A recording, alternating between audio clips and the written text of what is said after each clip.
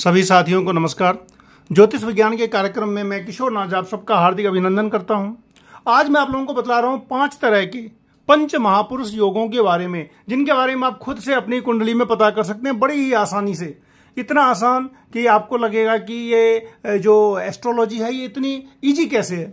तो पंच महापुरुष योगों का पता करने के लिए अगर आप इस वीडियो को देखेंगे तो आपको पता चल जाएगा कि मेरी कुंडली में कितने सारे पंच महापुरुष योग हैं और किस प्रकार से हैं। पहले आपको मैं बतला दूं पंच महापुरुष योग होता क्या है। मित्रों, मंगल से, बुध से, बृहस्पति से, शुक्र से और शनि से ये योग बनता है। और अगर किसी की कुंडली में कम से कम एक प्रकार का भी पंच महापुरुष योग हो तो उसको लाइफ में, कैरियर में, धन में, हर तरह से लाइफ में उसको सपोर्ट मिलता है, बहुत तेजी से आगे बढ़ता है और उसकी जो कुंडली होती है वो संघर्ष प्रधान नहीं होकर के भाग्य प्रधान हो जाती है। अगर किसी की कुंडली में कम से कम 2 प्रकार का पंच महापुरुष योग हो तो निश्चित रूप से उसको सफलता मिलती है और तेजी से सफलता मिलती है और कुंडली कहा जाता है कि भाग्य प्रधान कुंडली है। हम देखते हैं कि पंच महापुरुष योग में जो पहला योग होता है वो देख सकते हैं कि रोचक योग लिखा हुआ है। रोचक योग आप अपनी कुंडली देखें, कुंडली में 12 भाव होते हैं, यानी कि पहला, दूसरा, तीसरा से लेके 12वें तक। अब इसमें जिसमें फर्स्ट लिखा हुआ है 4, 7 और 10th, आप अपनी कुंडली के अंदर में देखें कि आपके फर्स्ट हाउस में, 4th हाउस में, 7th हाउस में या फिर 10th हाउस में मंगल बैठे हैं या नहीं है। और अगर वो मंगल वहां पर बैठे हैं तो उनका नंबर क्या है, यानी कि उनकी राशि क्या है। अगर वो मंगल 1, 4, 7 और 10 में या तो 1 नंबर का हो या 8 नंबर का हो या फिर 10 नंबर का हो, यानी कि मेष राशि का, वृश्चिक राशि का या फिर मकर राशि का मंगल अगर आपके केंद्र में बैठे हुए हैं तो ये एक रोचक योग का निर्माण करता है। रोचक योग एक पंच महापुरुष योग होता है जो मंगल से बनता है। तो आपकी अपनी कुंडली में चारों घर में अगर मंगल 1, 8, 10 में बैठा है तो आपको रोचक योग है। इसके बाद बात करते हैं भद्र योग की। मित्रों, बुध अगर आपके केंद्र में यानी कि first house, 4th house, 7th house और 10th हाउस में या तो 3 नंबर का हो या फिर 6 नंबर का हो। 3 नंबर मिथुन राशि, 6 नंबर कन्या राशि। अगर किसी भी प्रकार से केंद्र में बुध अगर कन्या या फिर मिथुन राशि का है तो वो भद्र योग बनाता है, जिसको भी पंच महापुरुष योग कहते हैं। तीसरा आता है हंस योग।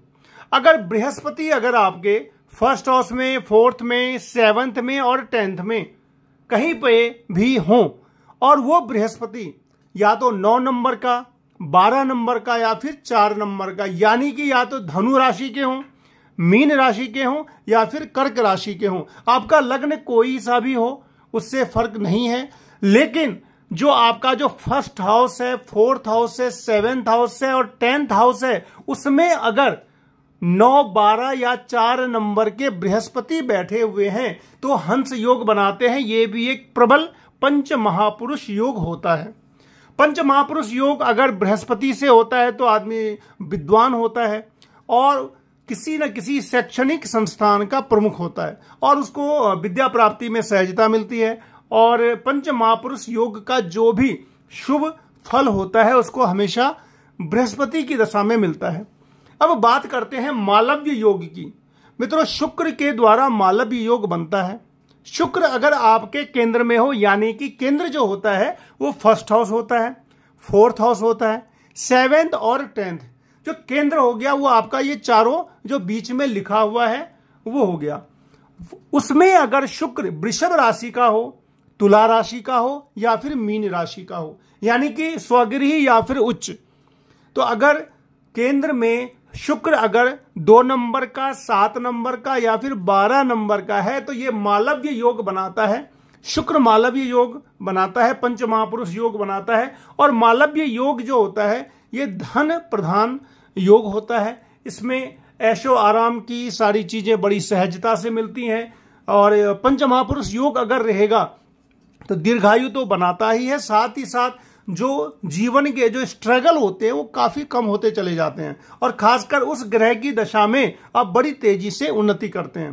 अब 5 नंबर आ गया शश योग, जो अभी शनि देव ने बहुत सारी राशियों में बनाया हुआ है। आप देख सकते हैं अपनी कुंडली में कि जिनकी कुंडली में 11 नंबर का जो शनि है वो केंद्र में अगर आए हुए हैं, यानी कि कुंभ राशि वालों के लिए भी, और अपना आप देख सकते हैं कि 11 नंबर आपका कहां पे आ रहा है। अगर आपका 11 नंबर लग्न में, फर्स्ट हाउस में, फोर्थ हाउस में, सेवेंथ में या फिर 10th में आ रहा है तो शनि देव आपके लिए शश योग बनाए हुए हैं। शश योग होता क्या है? जब कभी शनि स्वगृही या फिर उच्च होकर के केंद्र में आ जाते हैं तो शश योग बनता है।